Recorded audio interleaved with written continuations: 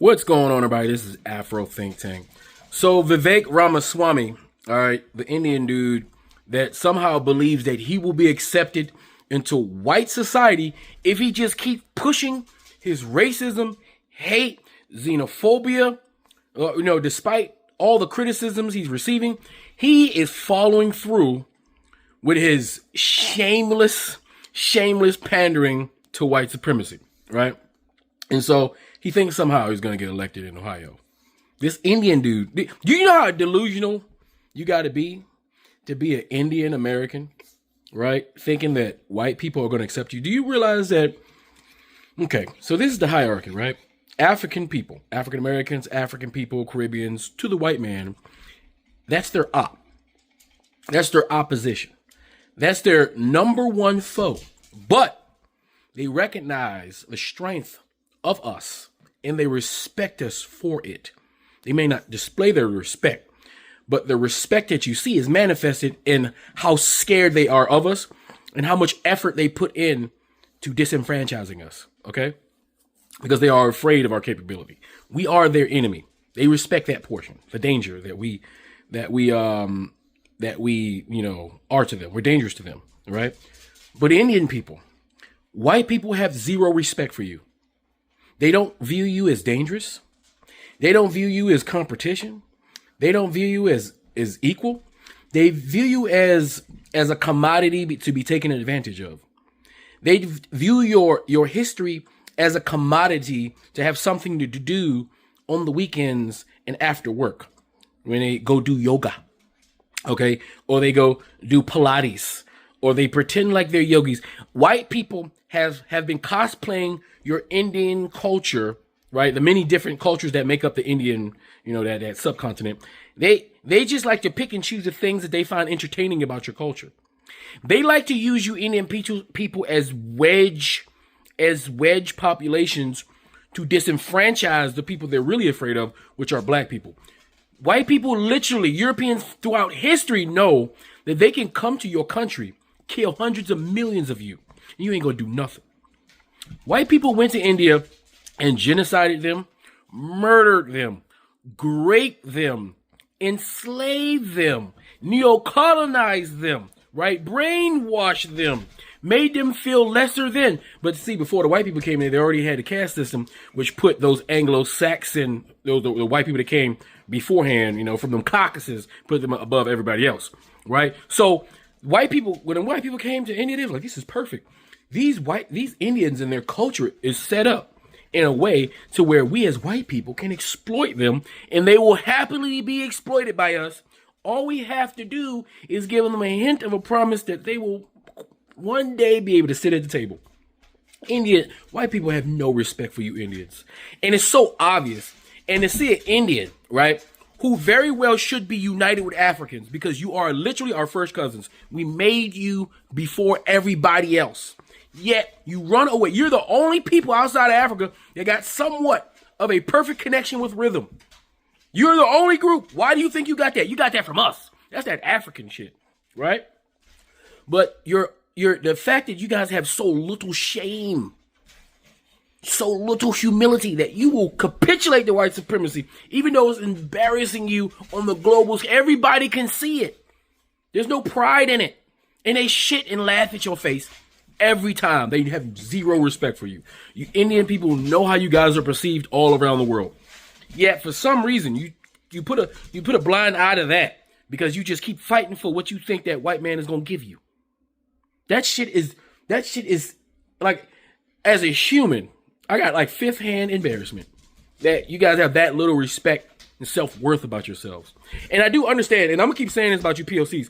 I understand why y'all racist towards black people. Because you're racist towards your dark-skinned people in your community. And the thing is, Vivek is dark-skinned. He's darker than me, right? And the conventionals, his people are not even top Indian. He's like second to the top. He wanted a second to the top, right? He just happened to be a billionaire because his family exploited, exploited the industry. And just like many other people like him, he exploit and disenfranchises people for money, right? So the way he got his money is blood money. He's not a good person. His family's not good people. They're not good at all. But you trying to go to the OG white supremacist xenophobe, and you think they're gonna accept you because you somewhat try to be as bad as them, as terrible as them, which is, like I said, it's crazy because you guys Indians should literally be our, like, if there was ever an ally that Africans should have, it should be India. But you Indians come to Africa because your country sucks, and you try to thrive in Africa while being disrespectful to Africans. I want you guys to know that those days are over. You do know that now. So you keep carrying around that arrogance that you think you are literally better than everybody else, even though culturally there's nothing you guys have ever produced that Africans have never haven't produced more, longer, better.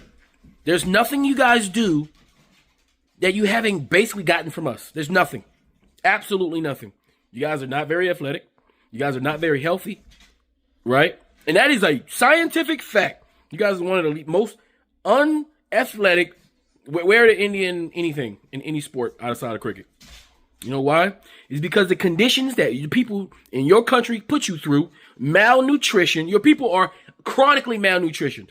Yet you come here to America on the western side, and you go to Africa and you thrive and you make millions and billions of dollars, and you don't do shit for your people back home. You don't do shit for the greater community while shitting on everybody else, acting like you guys are better than everybody else. Look at your country. The most polluted, the most disgusting, the most bacterial, yeast infected, nasty, backwards country on the planet, where your beautiful rivers are nothing but cesspools of disease, viruses, dead bodies, and pollution.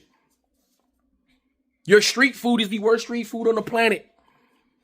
When it comes to cleanliness and environment, you have the worst environment on the planet. Yet you guys think you can migrate to any other country from that, right? And look down upon anybody else. You must be out of your mind. You got, and then Vivek Ramaswamy, whatever his name, is a prime example of the arrogance and the aloofness of Indian people. And you Indian people, see, if you Indian people were to respect the lower caste members of your community, right? If you did that, right, and you change your caste system, then we could talk. But y'all can't unite with African people because it would force you to have to unite with your darker skin and untouchables of your community. You see, that's the thing. You see, you can't very well go on the national stage and say unity with black people, Indians, Southeast Asians, unity with black people, because the dark-skinned people of your community will be like, hold up. How is it that you're okay and you find value in these African people, but yet your own people, your Indian people, right? The progenitors of your society, you disrespect. You would have to dismantle your entire caste system that you guys enjoy so much in order to be real human beings in real life and be respected by society. That's why I say no Indian is touchable until the untouchables are untouchable. Every Indian is untouchable until those dark-skinned Indians get the respect that they deserve as the progenitors in the indigenous population and the creators of all that wonderful Indian culture that you guys like to cosplay and pretend like you're about, when in fact all you white-ass, light-skinned-ass Indians ain't nothing but mixed mulattoes from the white people that was graping your ancestors and the other Europeans that came from the Caucasus Mountains and came down and populated the area a little while ago. So yeah, Vivek Ramaswamy, you're not going to be the mayor of Ohio, huh? White country, you're a joke. They'll vote that white woman in first. They'll vote that white woman in first before they let an Indian run them. Before they let an Indian be in charge of any administration that they can hold. You see, maybe you can get like a mayorship, right? If you had in a big population or something, you can get in the mayor, you can get in some of the council offices, you can become police chief, stuff like that. When you talking about the governor, shit, you crazy. And all you Indians is crazy when it comes to that. But it seems that Indian people, right, a certain sector of them has decided white supremacy is for me, even though you are the furthest thing from white supremacy. You're just a tool, a cog, an old cog of white supremacy. Right? But anyway, let Vivek, he gonna keep going, even though he's been rejected by Trump, rejected by MAGA, rejected by Republican Party. The only thing keeping this dude going is his personal finances, because he has no support. But anyway, you guys tell me what you think in the comment sections. Afro Think Tank, learn some T-Tone. I'm out. You are so bright and articulate, and I guess I can call you articulate since you're not an American black. Can't say that about them. That's derogatory. And that was a great opening segment. Lots of things to talk about there. Oh, and I agreed with many, many things you said during, in fact, probably more than most other candidates when you were running for president. But I still would not have voted for you. because you're an Indian. We'll get back to that. And it's directly related to what you were just talking about. The thing about nationalism, you're totally right. It is like, to use the word nationalism, oh, it's Hitler, it's Hitler. And, Hitler had soup. That doesn't mean we shouldn't have soup. Hitler loved dogs. That doesn't mean you shouldn't love dogs. So I think we have to move past this. If Hitler did it, it must be bad. There is a core national identity that is the identity of the WASP. And that doesn't mean we can't take anyone else in, a Sri Lankan or a Japanese or an Indian. But the core around which the nation's values are formed is the WASP. We've never had a president who didn't have at least partial English ancestry. Vivek Ramaswamy should be ashamed of himself. And I know there's plenty of reasons already, but I'm going to add a truly horrific one through this video I'm about to show you. This is what Ramaswamy said while campaigning for governor of Ohio about his opponent, Dr. Amy Acton. Take a look. We have a chance to elect a governor who, I hope I'll lay it out for you, a positive vision for our state versus a governor who has none at all other than to complain about what someone else did to her. That is the choice we face.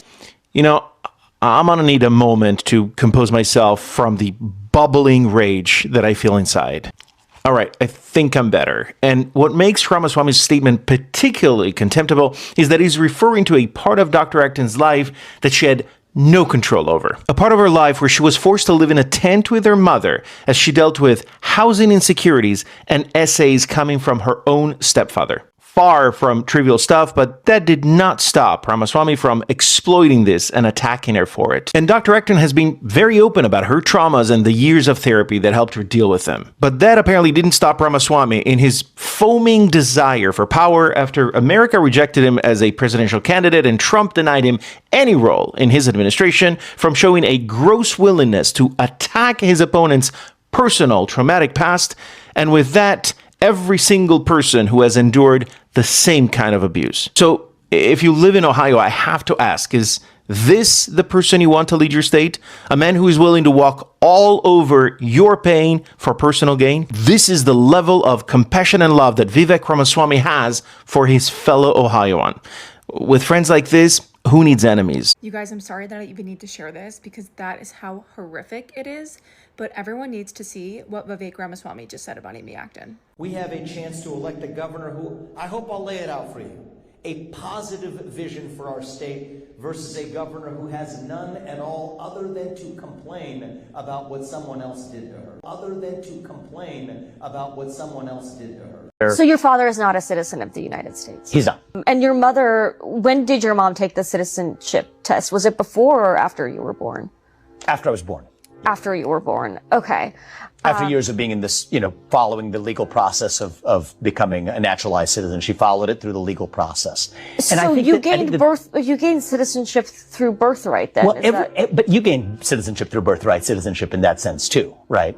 Wait, I'm sorry, just to backtrack. So your father is not a citizen, They came to this country legally. Ohio said pick one, and MAGA said, wait a minute. Now, I don't know if y'all watching the Ohio's governor's race, but it's getting real tight. But I'm not surprised by that. Because Vivek Ramaswamy is running for governor because he still believes in white adjacency. See, Vivek thinks racism in America is like TSA pre-check. That if you dress right, talk right, and smile real hard, they'll just wave you on through. Sir, this is America. The scanner still goes off. Keep telling y'all, a lot of immigrants don't understand this part yet. And some Indians that have immigrated here tried to bring that caste system mindset over here. But baby, that system don't convert. It's like trying to plug a European charger into an American outlet. It doesn't fit, and it never will. In America, the caste system is simple. White at the top, and everybody else somewhere under the porch. And being light bright and damn near white does not make you white. That's why the Ohio race is so interesting. Because the Democrat is a woman, and the Republican is a brown man. So y'all know MAGA is stressed right now, honey. Do they vote for the man who has a name they cannot pronounce, or do they vote for the woman that they think should be in the house making biscuits? This is Sophie's choice for misogyny and racism. And think about it. Even Ted Cruz knows you got to start calling yourself Ted instead of Raphael if you want to blend in. So who do you think will win the race? And what do you think it's going to take for people like Vivek to wake up and realize that white supremacy is not taking non-white applications? I'm running against a guy, Vivek Ramaswamy, who literally has said that people are struggling in Ohio because, they're lazy, they're mediocre, they're not working hard enough. And I can absolutely tell you that that is not the Ohioans I know or see. I think he's completely out of touch. He has spent the last year actually going for some of the opponents of people I was for, the two women who just won amazing races. He's hardly ever in Ohio. He's flying around in his private jet while we are literally driving around in an old Jeep and listening deeply. We are going everywhere. And I think that is something we're doing a little bit differently in this campaign. We're going places I think candidates haven't been in a while. And we've been listening deeply for a while. And listen, I'm running for governor because people in my state are struggling. And I refuse to look the other way while these bad actors, special interests, and lobbyists keep taking our state in the wrong direction in nearly every measure. Our state did not used to be this way. We used to have some of the best health outcomes in the country. We're the 7th largest state. We now live shorter, less healthy lives in neighboring states. And as that clip said, you have to go an hour and 15 minutes in many parts of my state to deliver a baby or to have your child's cavity filled. The attacks on Medicaid are crushing our already struggling rural hospitals. We used to be one of the best educated states in this country. We always were in the top measures. My opponent literally just took $10 million from a guy named Yas in Philadelphia who wants to end public schools as we know it. He has outwardly said he wants to end teachers' unions. I'm married to a 43-year public school, elementary school teacher and a coach. And literally public schools saved my life as a kid. My state house just has been broken for a long time. We're heavily, lawlessly gerrymandered. And the reason they say they never work on the things that all Ohioans care about, and my opponent wants to do these same failed policies, is because they say they're for the economy. But they still believe in this weird trickle-down economic theory that has been disproven by economists over and over again. We all know that our economies are built from communities up. Good schools are part of it, great healthcare, affordable housing. Our measure of economy in Ohio is our growth in GDP. We are actually 45th, and our biggest export in the state is young people. This is a travesty. This is not what we deserve. That's why I'm running. I refuse to look the other way. It's not often that I get to report good political news, but Vivek Ramaswamy is no longer leading in the polls in the Ohio governor's race. In November, Ohio will elect a new governor, and this is huge because Ohio is a notorious swing state. It is currently controlled by Republicans. We have a Republican governor, Republican state house. So this recent poll from EMC Research found that Amy Acton was leading Vivek Ramaswamy by 10 points. This is great. She is moving up in the polls. Obviously, the polls don't tell the entire story, but as someone who lives in a red state, it is nice to see that we could get a blue female governor. Just in August, Ramaswamy was up by 10 points. Now Acton is up by 10 points. Ohio's current governor, Governor DeWine, he's actually a Republican. He's surprisingly moderate. We have been really fortunate that he's not a crazy MAGA Republican. And reports say that he worked behind the scenes to try and get the Republican Party to not endorse Ramaswamy, but the Republican Party endorsed him extremely early. He is a Trumper. He is a MAGA. He is the Doge weirdo that worked with Elon Musk. And honestly, I'm glad that Ohio voters are starting to see through him. Also, this race has raised a bonkers amount of money. Acton raised $5 million in 2025. Ramaswamy raised $19.8 million, and he's still losing. Free Sudan! Boycott diamonds and gold! Free Sudan! Boycott diamonds and gold! We most definitely cannot forget about the people of Sudan. Thanks for watching Afro Think Tank. Don't forget to like, share, and subscribe. And follow me on Substack and Patreon for more content. Remember, it's Pan-Africanism or nothing.